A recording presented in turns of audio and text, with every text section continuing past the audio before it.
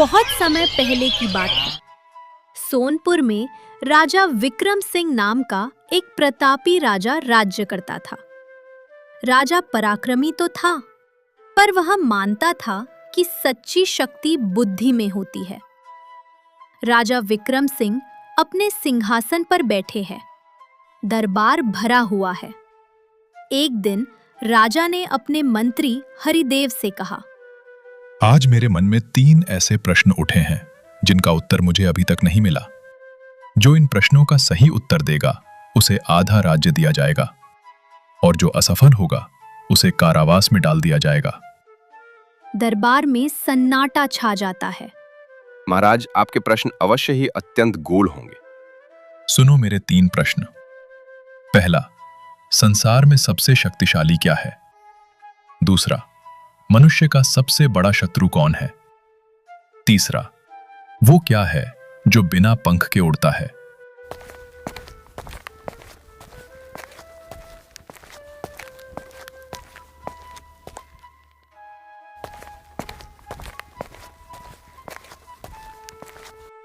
मंत्री हरिदेव गांव पहुंचा। गांव के चौपाल में ढोल बजवाकर घोषणा करवाई। राजा विक्रम सिंह का संदेश है। जो स्वयं को बुद्धिमान समझता हो वो राजा के 3 प्रश्नों का उत्तर देने को तैयार रहे। राजा विक्रम सिंह की आज्ञा है, जो भी बुद्धिमान हो वो तैयार रहे। राजा 3 प्रश्न पूछेंगे, उत्तर बुद्धि और समझ से देना होगा।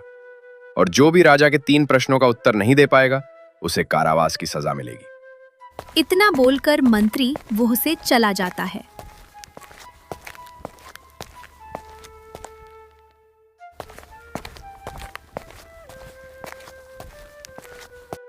और उसी गांव में एक छोटा सा मिट्टी का घर।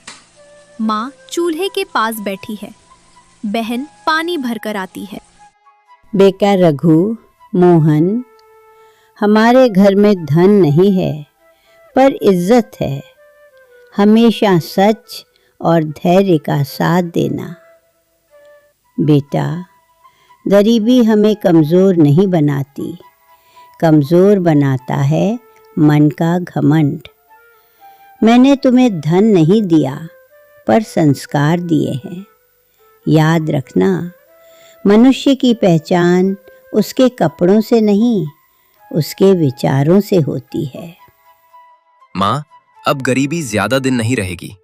राजा ने 3 सवाल पूछे हैं। मैं जवाब दूंगा और आधा राज्य जीत कर लाऊंगा।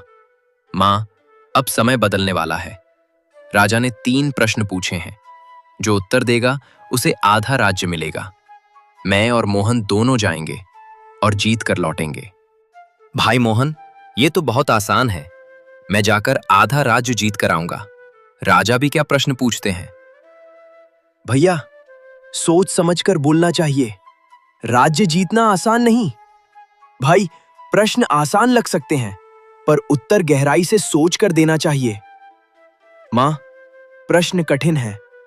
उत्तर देने से पहले समझना जरूरी है कि राजा प्रश्न क्यों पूछ रहे हैं। तू तो हमेशा डरता रहता है और हमेशा सोचता ही रहता है। मैं चालाकी से जवाब दूंगा। भैया, जीत से ज्यादा जरूरी है कि आप सुरक्षित लौटें। भैया, राज्य मिल जाए तो अच्छा है, पर मुझे डर लगता है। राजा ने कहा है, असफल होने पर कारावास मिलेगा। अरे गीता, डरपोक मत बनो। तुम्हारा भाई इतना मूर्ख नहीं है। बेटा, याद रखना, बुद्धि से बड़ा कोई धन नहीं होता। रघुघु, बुद्धिमान वही है जो खुद को बुद्धिमान न समझे।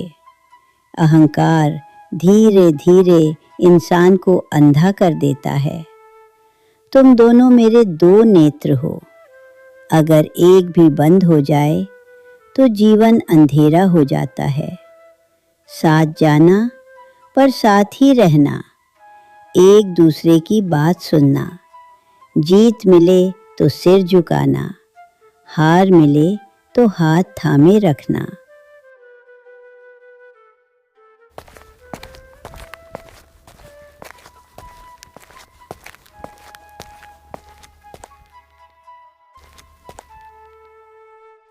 अगले दिन दोनों भाई उत्साह से दरबार में प्रवेश करते हैं। राजा विक्रम सिंह अपने सिंहासन पर बैठे हैं। दरबार भरा हुआ है। तो तुम मेरे प्रश्नों का उत्तर देने आए हो? जी महाराज। तुम्हें पता है ना, अगर मेरे प्रश्नों के गलत जवाब दिए या मैं तुम्हारे दिए जवाब से संतुष्ट नहीं हुआ तो तुम्हें कारावास में डाल दिया जाएगा। हाँ महाराज, हमें पता है। तो ठीक यह रहा मेरा पहला प्रश्न। संसार में सबसे शक्तिशाली क्या है? दूसरा, मनुष्य का सबसे बड़ा शत्रु कौन है? तीसरा, वह क्या है जो बिना पंख के उड़ता है? महाराज, ये तो बच्चों वाले प्रश्न है महाराज। पहले प्रश्न का उत्तर है तलवार, क्योंकि उससे ज्यादा शक्तिशाली कुछ भी नहीं। और दूसरा, मनुष्य का सबसे बड़ा शत्रु उसका पड़ोसी है। और तीसरा उत्तर, जो बिना पंख के उड़ता है, वो धूल है। तुमने बिना सोचे उत्तर दिया। तलवार से भी अधिक शक्तिशाली कुछ है। पड़ोसी हर बार शत्रु नहीं होता और धूल उड़ती है, पर वह स्थायी उत्तर नहीं। तुम्हारे उत्तर अधूरे हैं। महाराज, मुझे एक और अवसर दीजिए। नहीं, नियम सबके लिए समान है। सैनिक, इन्हें कारावास में ले जाओ। महाराज, मैं अपने भाई को बचाऊंगा, पर मैं छल से नहीं, सत्य और बुद्धि से उत्तर दूंगा। क्या तुम भी वही भाग्य आजमाना चाहते हो? हाँ महाराज, पर राज्य के लिए नहीं, अपने भाई के लिए। भाग्य नहीं महाराज, बुद्धि और अनुभव से मैं अपने भाई को बचाऊंगा। अच्छा, उत्तर दो और अपने भाई को बचा लो।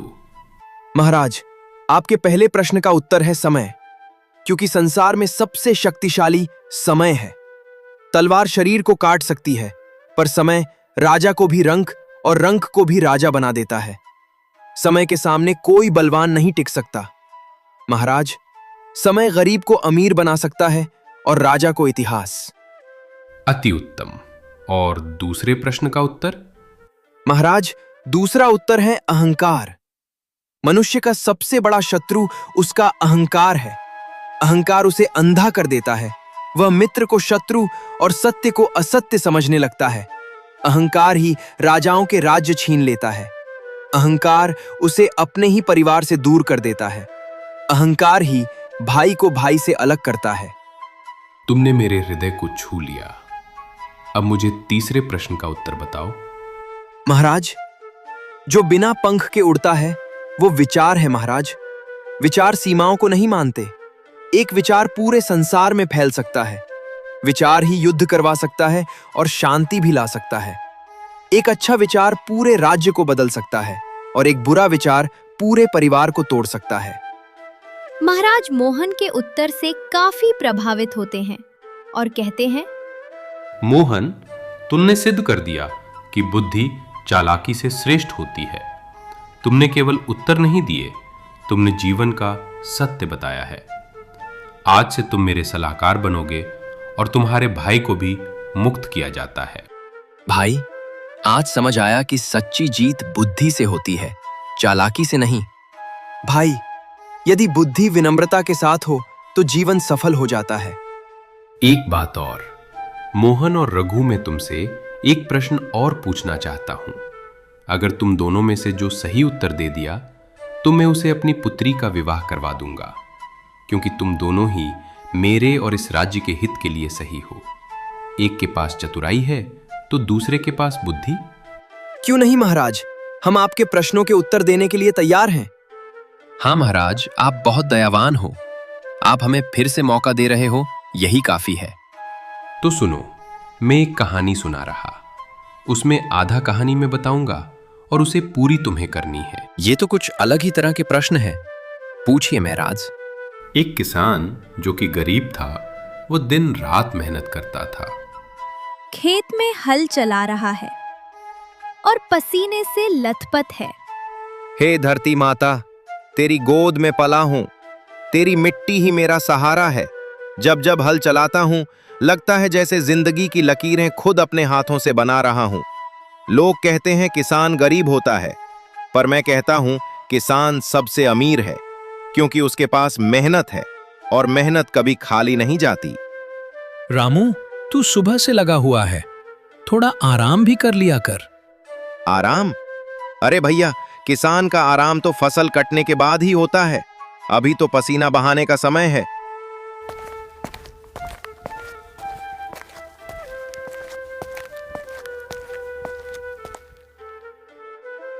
रामू सब काम करके घर पहुंचता है। सुनिए जी, इतना काम करते हैं, कभी अपने लिए भी सोचिए। आप दिन रात खेत में लगे रहते हैं। गौरी, ये खेत ही तो हमारा घर है, यही हमारी रोटी है। मैं मेहनत नहीं करूंगा तो हम जिएंगे कैसे? मैं बस इतना चाहती हूँ कि आप थक न जाएं। जिंदगी सिर्फ मेहनत का नाम नहीं, थोड़ा सुख भी जरूरी है। तुम साथ हो तो हर मेहनत भी सुख लगती है।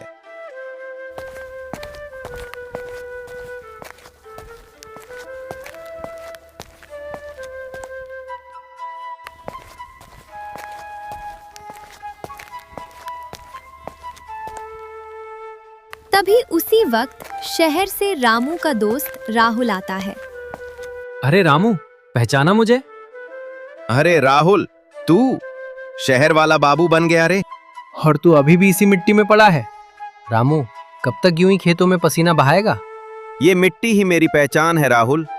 पहचान से पेट नहीं भरता दोस्त। शहर चल मेरे साथ, वहां बिजनेस कर।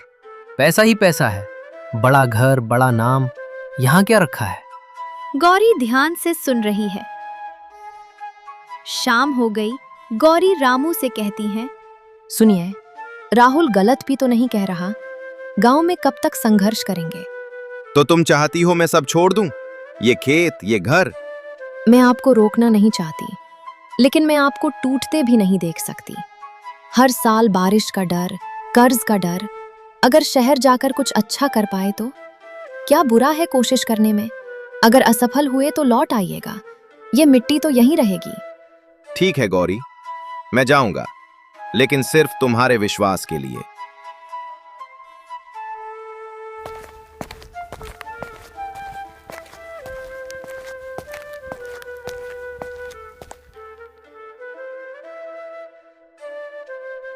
रामू फिर शहर की ओर निकल जाता है। भीड़ भाड़, शोर। रामू घबराया हुआ है। ये कैसी दुनिया है?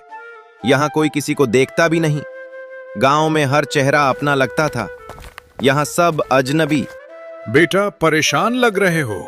हाँ काका। नया हूँ यहाँ, काम की तलाश में आया हूँ। नाम क्या है? रामू, किसान हूँ।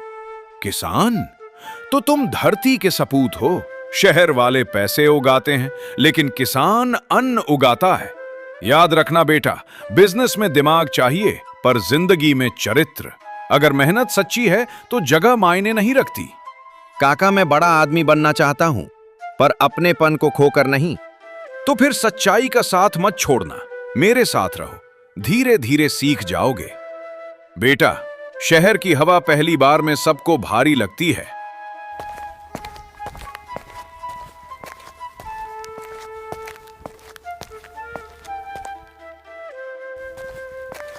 काका, अगर आप न मिलते तो शायद मैं स्टेशन पर ही रात काट देता। गांव में तो कोई अजनबी भी आ जाए, उसे रोटी मिल जाती है। यहाँ तो लोग नजरें फेर लेते हैं। बेटा, शहर बुरा नहीं होता, बस यहाँ समय तेज भागता है। लोग रुक कर देखना भूल जाते हैं। लेकिन याद रखना, जो इंसान दिल से गांव वाला रहता है, वो शहर में भी इंसानियत जिंदा रख सकता है। तुम ठहरो यहाँ, कमरा छोटा है पर नीयत बड़ी है। काका, मैं आप पर बोझ नहीं बनना चाहता, जल्दी ही कोई काम ढूंढूंगा। अरे पगले, बोझ वो होता है जो जिम्मेदारी से भागे। तुम तो मेहनती किसान हो। काका, सोचा है आज से फल बेचने का काम शुरू करूं। गांव से थोड़े पैसे लाया था, उनसे फल खरीदे हैं। छोटा काम है, पर शुरुआत है। शाबाश बेटा, याद रखना, बिजनेस छोटा बड़ा नहीं होता, नीयत छोटी बड़ी होती है।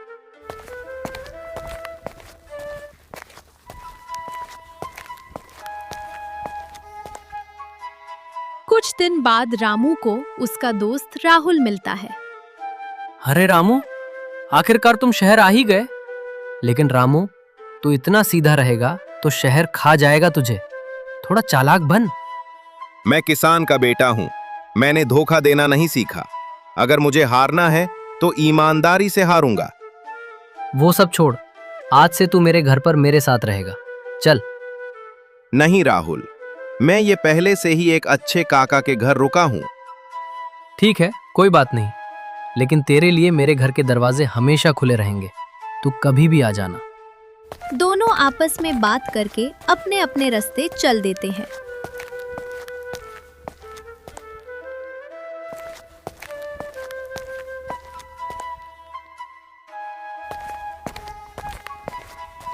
रामू अपने फल बेच रहा था, तभी उसके पास एक आदमी आता है। अरे भाई, क्या बेच रहे हो? फल है साहब, ताजे और मीठे। फल बेचकर क्या कमाओगे? देखो, मैं तुम्हें एक बढ़िया सौदा देता हूं। मेरे पास एक गधा है, सिर्फ 100 रुपए में। सिर्फ 100 रुपए? गधा इतना सस्ता? हाँ भाई, मुझे जल्दी है, लेना है तो लो, वरना मैं चला। रामू सोच में पड़ जाता है।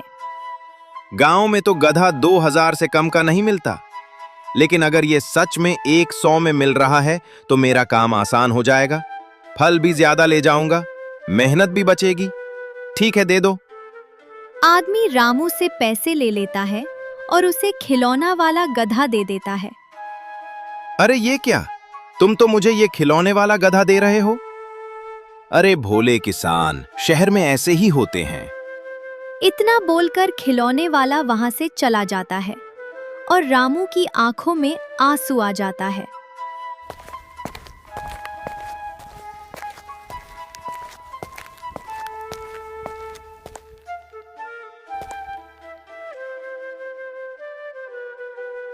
क्या हुआ बेटा, चेहरा क्यों उतर गया? काका, मैं ठग लिया गया। 100 रुपए में गधा खरीदा, खिलौना निकला। सब हंस रहे थे मुझ पर। सुनो रामू, धोखा खाना शर्म की बात नहीं, धोखा देना शर्म की बात है। आज तुमसे 100 रुपए गए हैं, लेकिन तुम्हारी सच्चाई नहीं गई। शहर तुम्हें आज परखेगा, कल सम्मान देगा। ये खिलौना गधा तुम्हारी मूर्खता नहीं, तुम्हारा अनुभव है। सिख है कि लोग कैसे होते हैं। मैंने सोचा था मेहनत से आगे बढ़ूंगा, पर यहां तो चालाकी ही चलती है। क्या मैं सच में इतना मूर्ख हूं? क्या ईमानदार आदमी शहर में जी नहीं सकता? रात का समय। रामू उदास बैठा है। काका चुपचाप उसे देख रहे हैं। काका, मैं समझ नहीं पा रहा। मैंने कभी किसी का बुरा नहीं किया, फिर भी मेरे साथ ऐसा क्यों हुआ? क्या इस शहर में सच्चाई की कोई कीमत नहीं? क्या यहां सिर्फ चालाकी ही चलती है? रामू बेटा, सच्चाई की कीमत हमेशा होती है, लेकिन कभी कभी सच्चाई को भी बुद्धि का साथ चाहिए। तुमने ईमानदारी दिखाई, अब मैं थोड़ी समझदारी दिखाऊंगा। आप क्या करने वाले हैं काका? तो अब बताओ कि काका क्या करेंगे? महाराज, मैं आपकी कहानी को पूरा करने का प्रयास करूंगा। जिसने तुम्हें खिलौना वाला गधा बेचा, उसे उसकी ही भाषा में जवाब मिलेगा। पर ध्यान रखना, हम उसे चोट नहीं देंगे, बस आईना दिखाएंगे। अगली सुबह काका एक चमकीली सुनहरी चादर जैसी चीज लेकर बैठे हैं। पास में रामू खड़ा है।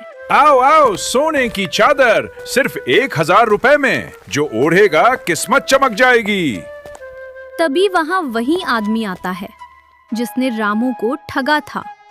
वो लालच भरी नजर से काका के पास आता है। क्या कह रहे हो बाबा? 1000 में सोने की चादर? मजाक कर रहे हो क्या? अरे भैया, शहर में सब कुछ संभव है। जैसे 100 रुपए में गधा मिल सकता है, वैसे ही 1000 में सोने की चादर भी मिल सकती है। बात भरोसे की है। ठग थोड़ा चौंकता है, लेकिन पहचान नहीं पाता। दिखाओ तो जरा। अरे देखने की क्या जरूरत है, देखो इसकी चमक। इसे ओढ़ते ही इंसान की किस्मत सोने जैसी हो जाती है। जो इसे बिछाकर सोएगा, उसके सपने भी सोने जैसे होंगे। सच में सोने की है? जैसे तुम्हारा गधा असली था, वैसे ही मेरी चादर भी असली है। रामू मुस्कुराता है। ठग समझ नहीं पाता। ठीक है बाबा, 1000 ले लो। अरे ये तो मामूली चादर है। इसका मतलब तुमने मुझे धोखा दिया। नहीं, ये तो बस तुम्हारे गधे जैसा है। याद रखना, ये चादर सोने की है, पर अगर इसे परखने जाओगे तो सिर्फ कपड़ा निकलेगा। जैसे 100 रुपए का गधा गधा नहीं, बल्कि खिलौना निकला था। फर्क सिर्फ इतना है कि तुमने उस दिन एक भोले किसान को ठगा था, और आज तुम्हारी लालच ने तुम्हें ठग लिया। ये धोखा है। धोखा? जब तुमने 100 रुपए लेकर लकड़ी का गधा दिया था, तब क्या वो ईमानदारी थी? हमने तुमसे झूठ नहीं कहा, हमने बस तुम्हें तुम्हारी ही चाल दिखा दी। याद रखो, लालच इंसान की आंखों पर पट्टी बांध देता है। मैं गलत था। भैया, हम बदला लेने नहीं आए थे, बस ये दिखाने आए थे कि हर भोला इंसान मूर्ख नहीं होता। किसान मिट्टी से जुड़ा होता है, पर समझ में किसी से कम नहीं। अगर सच में पछतावा है तो आगे से किसी को मत ठगना। मेहनत से कमाओ। शहर को चालाक लोगों की नहीं, ईमानदार लोगों की जरूरत है। ठग पैसे वापस देने की कोशिश करता है। पैसे रखो, इसे अपनी सीख समझो। हमने अपना 100 रुपए का सबक 1000 में बेच दिया है।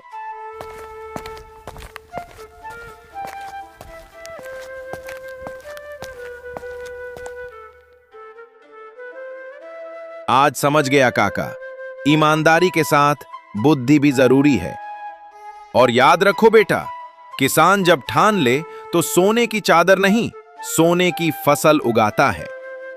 जिस दिन तुम गिरकर उठना सीख जाओगे, उसी दिन तुम असली व्यापारी बनोगे। अद्भुत।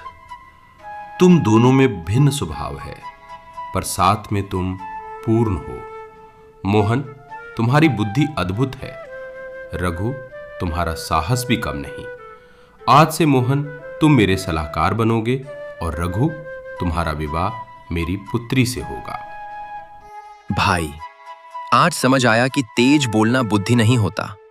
मैंने हमेशा खुद को श्रेष्ठ समझा, पर तूने कभी मेरा अपमान नहीं किया। तूने मुझे गिरने से पहले संभाल लिया। भैया, हम एक ही माँ की संतान हैं। अगर तुम गिरते तो मैं भी अधूरा रह जाता।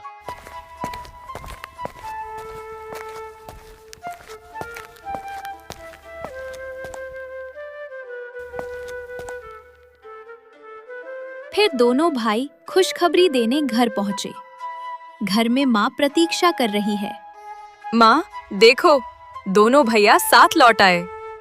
मुझे कोई राज्य नहीं चाहिए, मुझे मेरा परिवार चाहिए था। तुम दोनों साथ लौट आए, यही मेरी जीत है। याद रखना बेटा, राज्य की दीवारें पत्थर से बनती हैं, पर घर की दीवारें विश्वास से। अगर विश्वास टूट जाए तो महल भी खंडहर बन जाता है। अरे, अब हमारी भी बात सुन लो। रघु को कुछ नहीं हुआ, और सबसे बड़ी खुशखबरी ये है कि मैं राजा का सलाहकार बन गया और रघु को राजा की पुत्री से विवाह करने का अवसर मिला। अरे भैया, ये तो बहुत अच्छी बात है। भैया, आज मैं गर्व से कह सकती हूँ कि मेरे भाई केवल बुद्धिमान नहीं, संस्कारी भी हैं। आज मैं बहुत खुश हूँ बेटा, तुम दोनों ने मेरे नाम रोशन कर दिया। जैसा कि कहानी में आपने देखा कि समय सबसे शक्तिशाली है, अहंकार सबसे बड़ा शत्रु है, विचार सबसे तेज उड़ने वाली शक्ति है, चालाकी क्षणिक है, बुद्धिमानी स्थायी है। सच्ची बुद्धि में विनम्रता होती है। वैसे ही परिवार का साथ सबसे बड़ा धन है।